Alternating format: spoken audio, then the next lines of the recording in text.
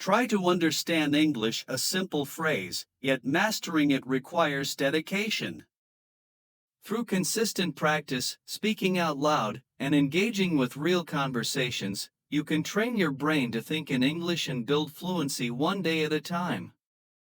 I am Alfredo. As a university student, my life is full of challenges, and one of the biggest has been learning to master the English language. My story isn't unique. Many students around the world share the same desire to try to understand English, to not just learn it but to live it, speak it like a native, and feel confident in every conversation. Yet, achieving fluency doesn't happen overnight. It's a process of constant effort, pruning the brain every day, just like nurturing a plant, until the ability grows and flourishes. Today, I'll share with you the journey that transformed my approach to learning English and the techniques that can help you too. Like most journeys of personal growth, mine began with a small but powerful seed: curiosity. I had always been curious about the English language. I saw it as a key that could unlock countless doors, whether for academic success, travel, or connecting with people across the globe. But that curiosity wasn't enough to push me into action right away. For a long time, I let that seed sit dormant, unsure of how to nurture it. I still remember the first time I became aware of how much I wanted to master English. It wasn't during a formal class or while studying for an exam. In fact, it happened in the most unexpected of places, while listening to my favorite music. Growing up, I loved listening to songs from international artists, many of which were sung in English. I could hum along to the melody, but the words escaped me. I didn't fully understand the lyrics, and that bothered me. I wanted to know the stories they were telling, the emotions they were expressing, and most importantly, I wanted to sing along with confidence. This was the moment when I realized that English wasn't just a subject in school, it was a living, breathing language that connected people, ideas, and emotions. It wasn't about getting good grades or passing exams anymore, it was about understanding and being understood. That day, a spark was lit within me, and my curiosity began to grow.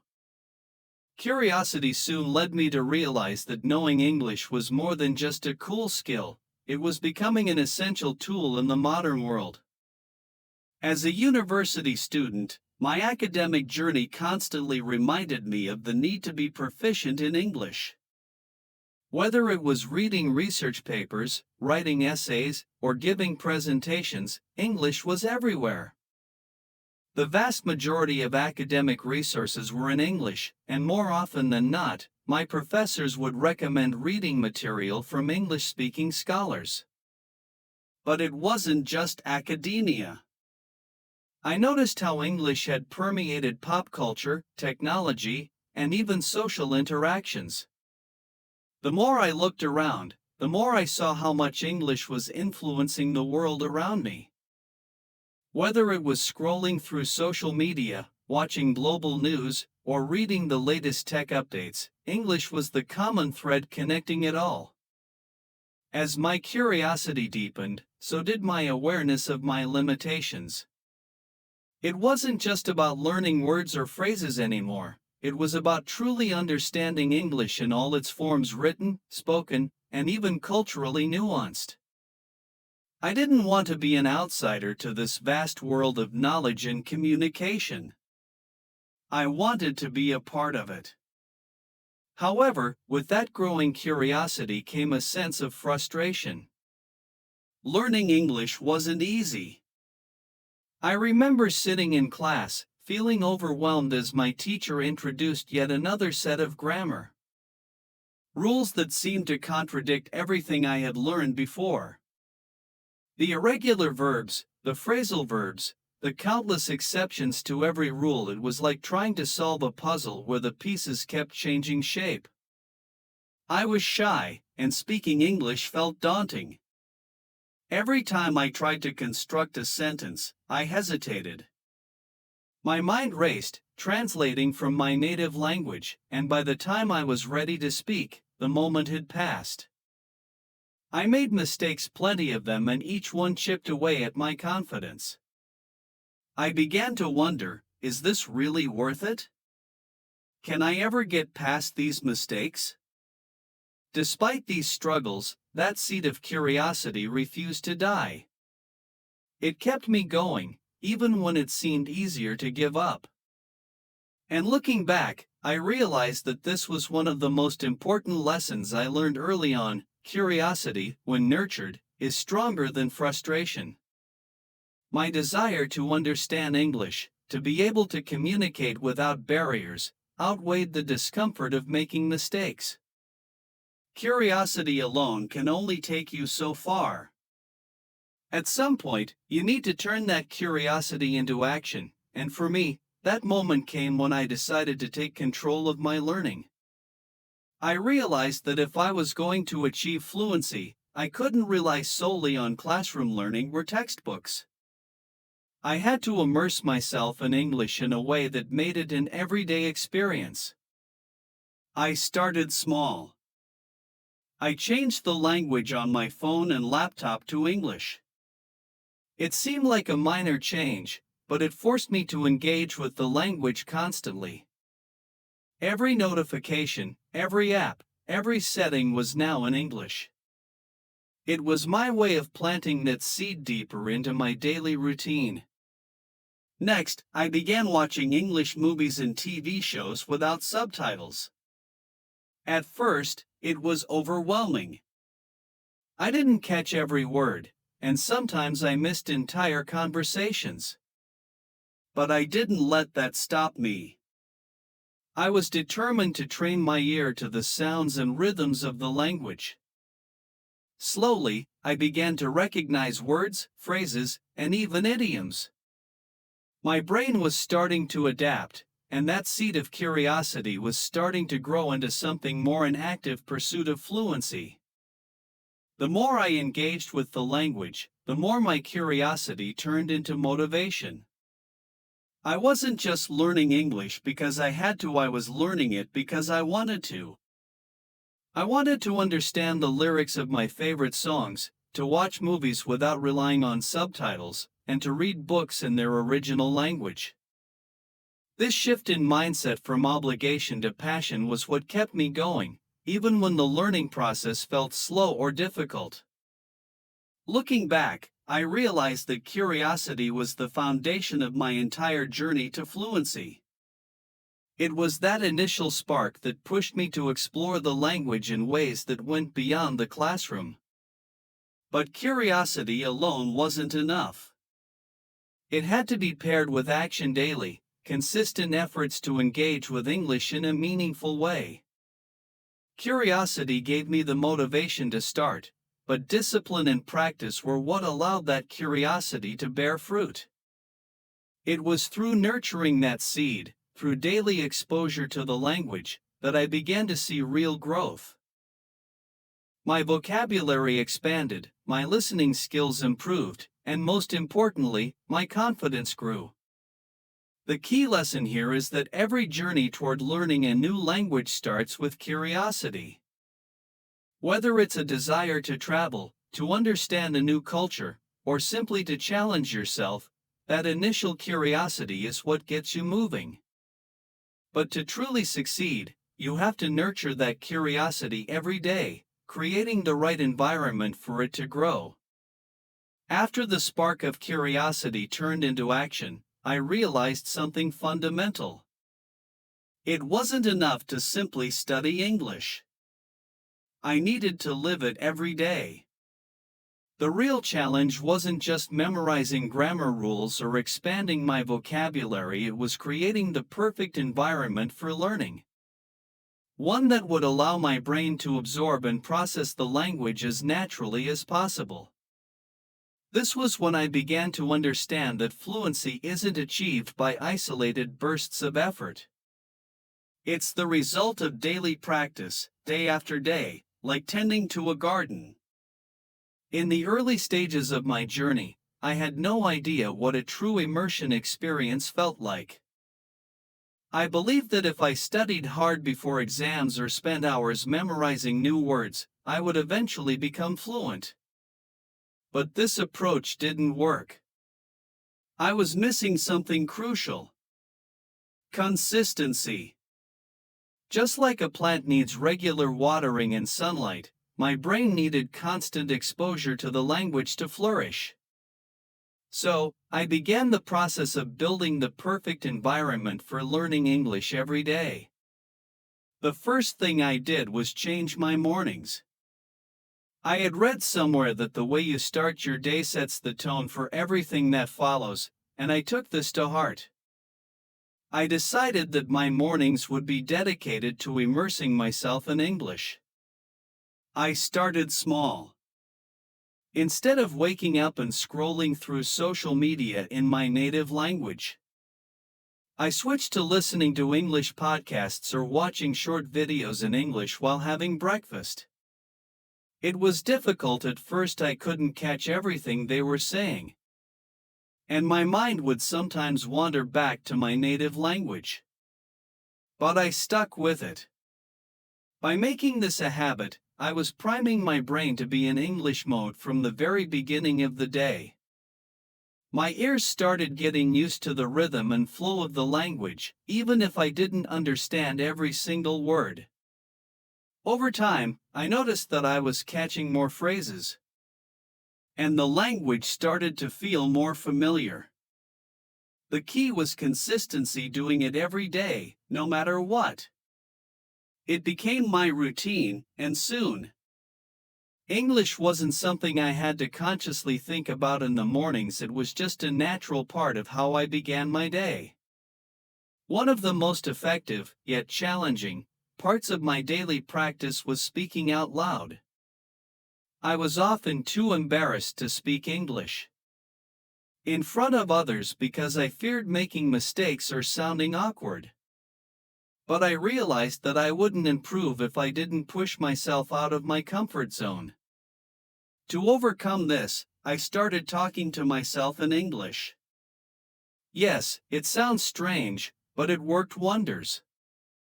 As I prepared breakfast or got ready for the day, I would describe what I was doing in English. Simple phrases like, "I'm going to the kitchen," or "I need to brush my teeth now." At first, I struggled to find the right words and felt awkward even though no one was listening, but I soon got used to hearing my voice in English. The key benefit of speaking out loud is that it forces your brain to process the language actively. It's different from simply listening or reading. You have to think, form sentences, and pronounce words, even if you're just talking to yourself. It's like exercising your brain muscles, making them stronger with every repetition. After a while, I noticed that I hesitated less and my sentences flowed more naturally. While speaking to myself was helpful, it wasn't enough. I knew that to get better, I needed to have real conversations with other people.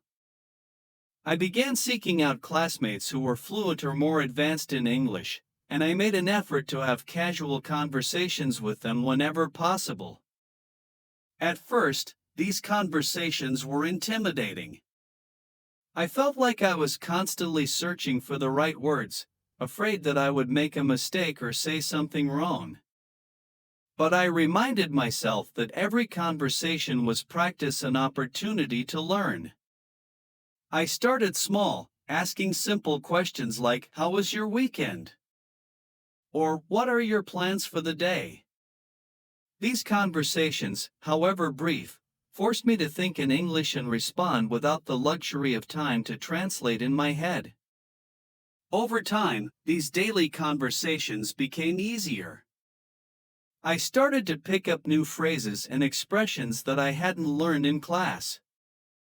I began to understand that real-life interactions, where the language is spoken naturally and without the constraints of textbook exercises, were the most valuable lessons of all. This experience taught me that fluency isn't just about perfect grammar, it's about communication. It's about expressing your thoughts, even if they aren't always perfect, and gradually improving with each interaction. In addition to speaking and listening, I realized that reading and writing were essential parts of my daily routine. Reading in English helped me understand how the language works, how sentences are structured, how ideas are expressed, and how grammar is used in real contexts. I began reading articles, blogs, and even short stories in English every day. At first, it was slow going. I had to look up words frequently, and sometimes I felt frustrated because I couldn't understand everything. But I didn't give up. Instead, I embraced the process and made it a habit to write down new words and phrases that I encountered. I would try to use them in sentences later, either when speaking or writing in my journal. Writing was another critical part of my daily practice. Every night, I'd summarize my day in English, focusing on using new vocabulary and sentence structures I had learned. Writing helped me clarify my thoughts and allowed me to practice without the pressure of a real-time conversation. It was a way for me to reinforce what I had learned during the day and to experiment with new words and ideas in a low-pressure environment. Over time, I noticed that I was starting to think in English more naturally, and my ability to express myself in writing improved significantly. What I came to understand through my daily practice was that fluency isn't about cramming information, it's about training your brain to think in a new way. Our brains are incredibly adaptable, but they need time and consistent effort to rewire themselves. This concept is known as neuroplasticity, the brain's ability to form new neural connections. Every time I practiced English, whether by listening, speaking, reading, or writing, I was strengthening these connections and making the language more natural to me. It was like pruning a tree. I had to cut away my old habits, like constantly translating from my native language, and replace them with new ones. Each time I pushed myself to speak in English, even when it was uncomfortable, I was trimming away the reliance on my native language and making room for new growth. It wasn't easy, and there were days when I felt like I wasn't making any progress at all. But I reminded myself that learning a language is like growing a tree, it takes time. And you won't always see the growth immediately.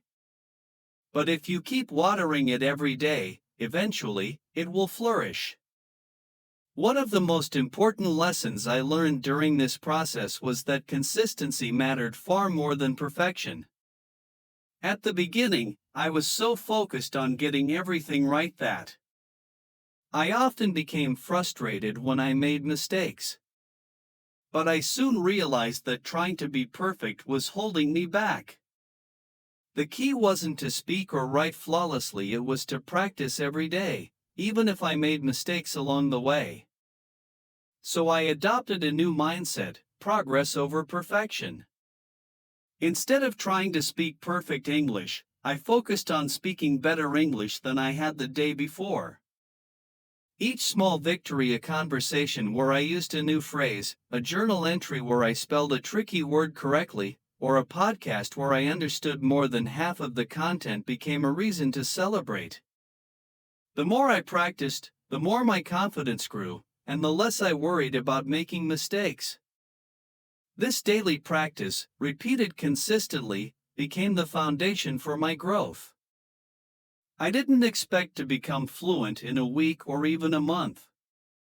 But by showing up every day and engaging with the language in different ways, I knew that I was steadily moving toward my goal. Just like watering a plant, I wasn't focused on immediate results. I trusted that with time, effort, and patience, the results would come. There's a powerful technique I learned from a cognitive scientist: our brain, like muscles, strengthens with repetition. It's called neuroplasticity, the ability of the brain to form and reorganize synaptic connections.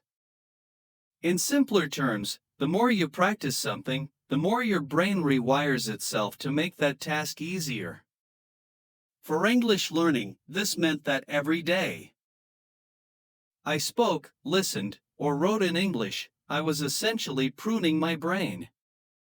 I was trimming away the distractions of my native language and making space for new English connections to grow. Every mistake I made wasn't a failure, it was an opportunity to strengthen those connections. I applied this technique consciously. Daily quizzes. I started using apps that allowed me to test my knowledge of new words and phrases daily. These short bursts of practice solidified vocabulary in my mind. Brain breaks. I learned that taking short breaks between study sessions helps the brain absorb information. I used this time to relax or meditate, giving my brain the rest it needed to retain what I just learned. Practice, not perfection. One of the biggest breakthroughs came when I stopped aiming for perfection. Instead, I focused on getting better each day, even if it was just by a little. This mindset shift helped me stay motivated, and over time, I saw progress.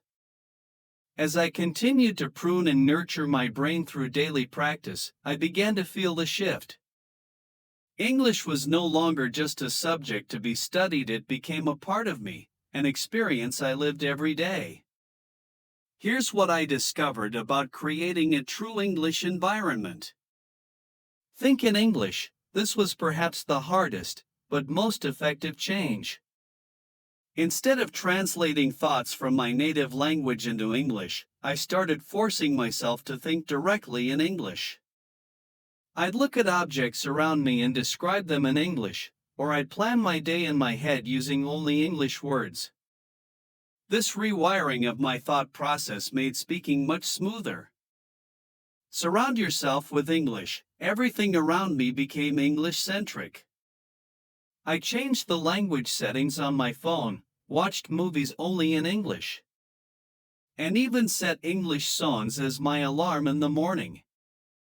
Immersion wasn't just about practicing for a few hours a day, it was about living in English as much as possible. Learn through context. I stopped obsessing over memorizing individual words. Instead, I focused on understanding the meaning of words in context. When I watched a movie or read an article, I wouldn't pause to look up every unfamiliar word. I tried to guess its meaning from the sentence and only looked it up if I really needed to. This helped me develop a more intuitive grasp of English. One of the biggest obstacles I faced, and one I see in other students too, is the fear of making mistakes. There's a natural hesitation that comes when you're speaking a language you're not fluent in. You worry about mispronouncing words or using the wrong grammar. I struggled with this fear for a long time, but eventually, I realized something profound: mistakes are your greatest teacher. The moment I embraced mistakes as a part of the learning process, I saw rapid improvements. Here's how I tackled this fear. Speak without fear. I forced myself to speak, even when I knew I'd make mistakes. I'd join English conversation groups or speak to my friends. And I stopped caring about sounding perfect. Each conversation, no matter how flawed, was a step toward fluency. Record yourself. I started recording my voice as I practiced speaking. At first, it was uncomfortable listening to myself, but over time, I could identify areas where I needed improvement.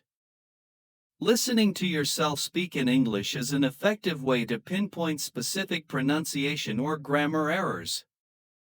Celebrate small wins. Every time I made a mistake, I celebrated the lesson I learned from it.